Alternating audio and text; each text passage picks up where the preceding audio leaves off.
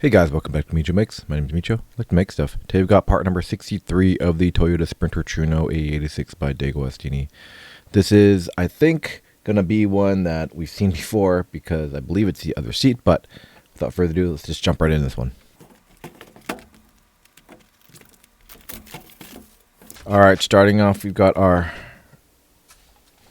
cover there. We've got some frames. Got the parts. And we've got our magazine. Let's take a look at the magazine real quick. Alright, let's take a look at the magazine here. Okay, so we're jumping right into one that is pretty iconic, obviously. The GR86, or they call it the FT86. They also have the Subaru version.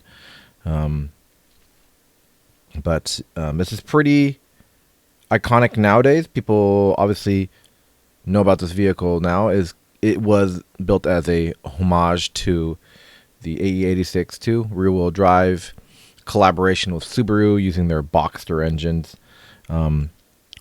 They say this was released in 2010, maybe 2012, I believe. But you can see it definitely a sportier ride. I think with the CEO that came in, kind of refocusing the vehicles towards, more fun vehicles rather than just econo boxes. Definitely helped Toyota kind of steer them in the correct direction. These are everywhere now. All right, like if you weren't able to buy the vintage AE86, this is the next best thing. There were some issues with the engine, the Boxster engine, with RTV silicone breaking off and then really kind of starving the engine of oil from the factory. But not to hate on Subaru, but that's kind of Subaru's fault, right? Just kidding. Yeah. Other than that, I mean, everybody's seen these vehicles on the road now. You can still buy one today. They have not discontinued this vehicle, so you can buy these, I believe, still.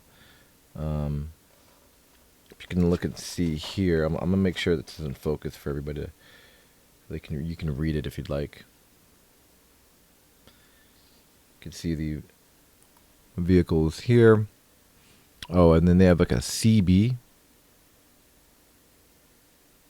I think it looks like CB stands for Cool Beauty. Kind of funny.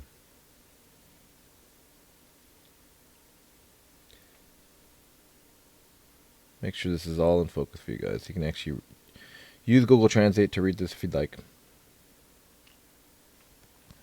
And then they do talk about the ISF, which ISF was specifically from the Lexus brand line, more luxurious.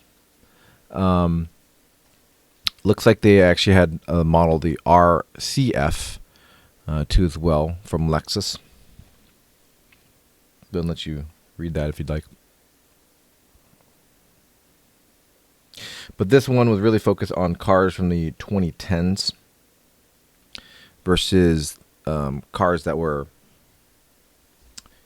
nowadays in 2025. Now it is. Okay, cool. Then we're rolling into the MS123, which is the Crown. I didn't know this, and maybe I just need to research the more recent vehicles that Toyota's been releasing. But they actually brought the Crown out to America. So that branding and the whole concept of the Crown is actually out here in the States now. So I don't believe they might have been done, it was a very, very Japanese centric vehicle for a long, long time. But it seems like, I don't know if it's popularity or them just bringing in and consolidating models, but the Crown has come to America now, which is pretty cool. And I've seen one on the road. That's why I knew that. And I believe it's going to be more towards a sedan. It's not replacing the Camry. It's not replacing the Corolla. But I think it's a more luxurious under the Toyota line sedan vehicle. I think it might be a crossover style. I don't think it's infringing in the space of like SUV space, like RAV4 or Highlander that I know of. But I think they are kind of gearing it towards that. It's almost like a more space than what you'd get from a normal sedan. I'll let you guys take a look at that if you'd like to pause and read and translate. Okay. We roll into the part. So, this looks pretty familiar. All these parts look familiar. And, oh yeah, we're just doing the same thing. I would not be surprised if the next part is literally doing the exact same thing that we did for the other one, which was, oh yeah, the seat. So we're going to blast through this one pretty quickly, just because I know that you've all seen this already before, and it's not really like anything new or exciting. I mean, here's the piece right here. We just have 2 of these to do, so I'm gonna reposition the camera. We'll get this blasted out real quick, make it a short video, and then we'll go into the part 64. But I will keep it in order. We will stick with our weekly releases, just because I want to make sure that, you know, the videos are in line with what we have. So, all right, let's get this one unpacked.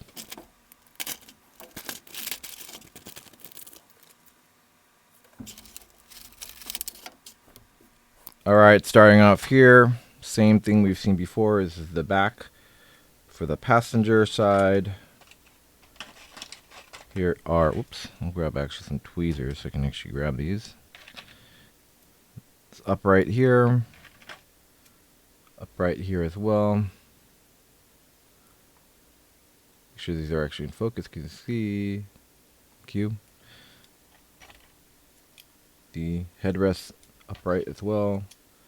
Another side of headrest upright. And the backing portion. We've got some AP screws here. TP screws. And, oh, a gear. Oh, that's new. I didn't see this before. So I don't know what we're going to be doing with this one, but that's it. All right. Okay, first things first, we're taking these parts right here and basically just insert them just like this. You have the screw holes right there. You just line it up and you place that in there just like that, and we secure it down with some AP screws.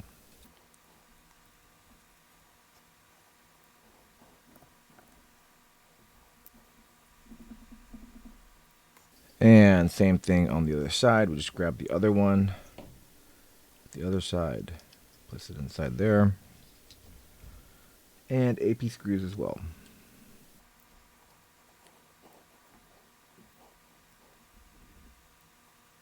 Okay, pretty simple so far. We've seen this before.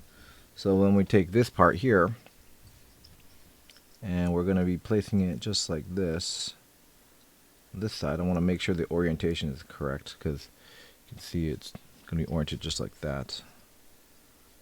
On the side here, there's no marking on here, so I just want to double check. But yeah, it's going to be just like that. And then from this side, you can using another AP screw.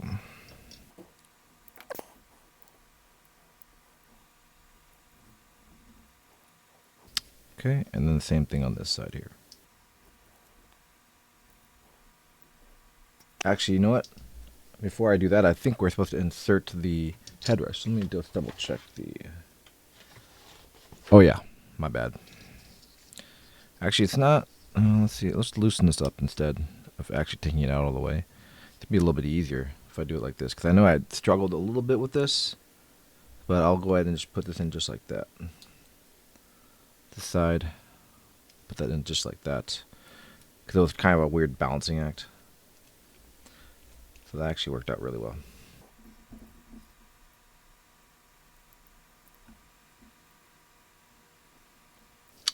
Uh-oh, a little problem here on this one. Oops.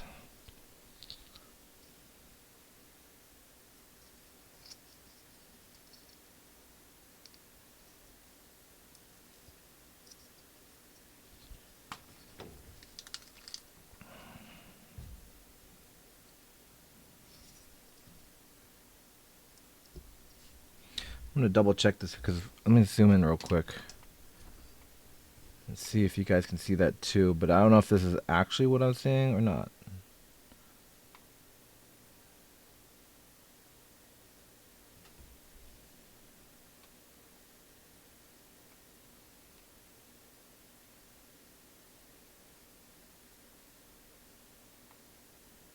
There it is.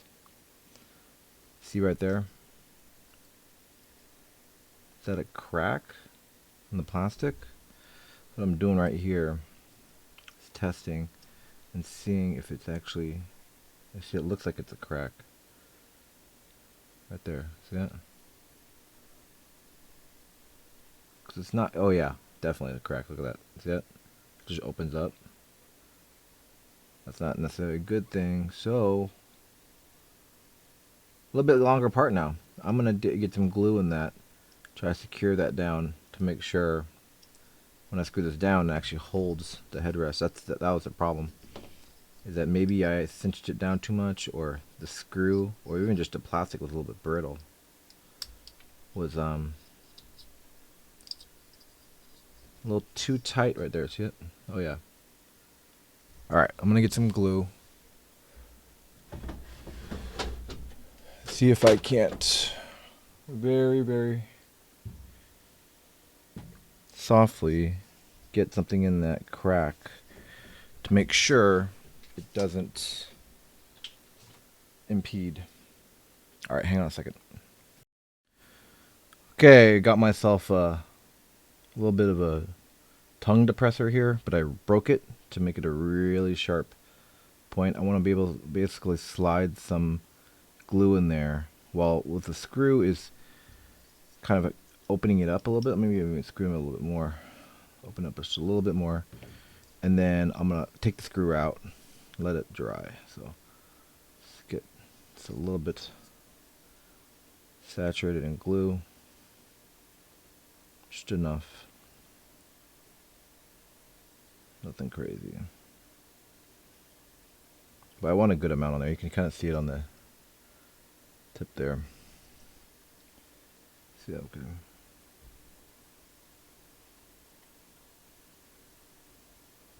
Cool. Just wanted to make sure it gets slid in there real good. And what I'll do is then remove the screw and let it dry.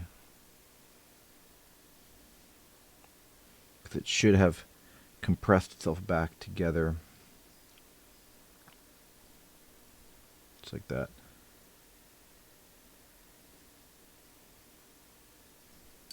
Might even use a little bit more just to make sure it covers it. Yeah, it's already curing, it looks like. It's just a thin amount. It's good. But I'm gonna let it set just for a few minutes. I know that hobby glue is very effective. Let's just say that.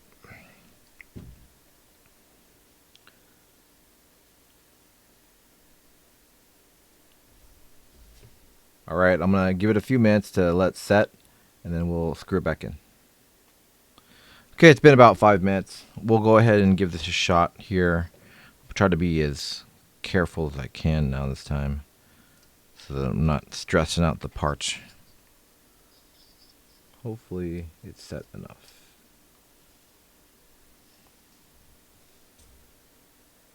Grab another AP screw. And I'll be a little bit more gentle.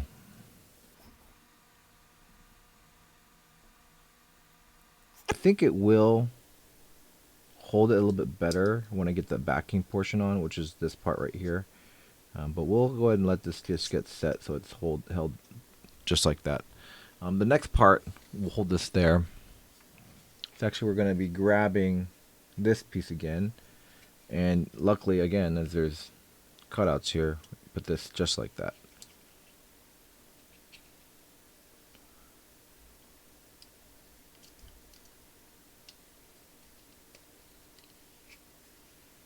Oh yeah, just like that.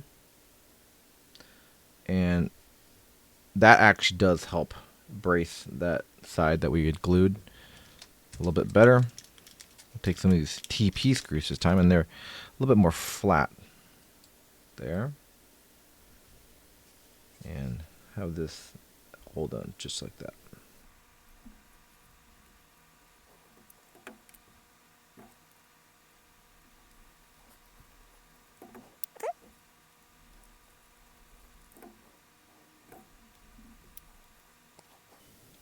Okay, cool. That looks like it's set, and that luckily looks like it's set for that point right there too as well. And last but not least, actually kind of crazy, is that we didn't have this on the driver's seat, but there is actually a, it looks like, I believe this is a lumbar or some sort of adjustment. I can't remember exactly what for, but on the side here. Now, trying to figure out what side it's supposed to be. I believe it's sticking out a little bit more. So you've got the little crank here. Again, this is just for aesthetics right here. See? It's just like that. And we take another AP screw. Just like this. Screw it on the side.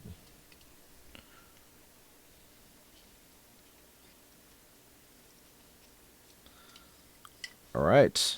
And that's it. That's it for our part number. What part are we on again? 63, right? Yeah, 63. There it is. We've seen this before. Here's the other one, just like that. Let me zoom back out. All right. So this is the driver's seat, and this is the passenger seat. So, yeah, that is part number 63 of the Toyota Sprinter Trueno AE86 built by DeAgostini. I really want to thank you guys again for joining me today. I guess we did switch it up a little bit with a little crack that we had to fix there, but really do appreciate you taking the time, supporting me, and really sticking with this video, this series actually. So look at part 64, something that we've seen again. So we're gonna be doing it again. We'll pound it out real quick, but it is the bottom of the seat. But stay tuned for that one. I really do appreciate you guys sticking with me again. If you haven't yet, give it a like, a subscribe. Really helps the channel grow. Really do appreciate you again sticking with me. Thanks very much. See you guys in the next one. Bye for now.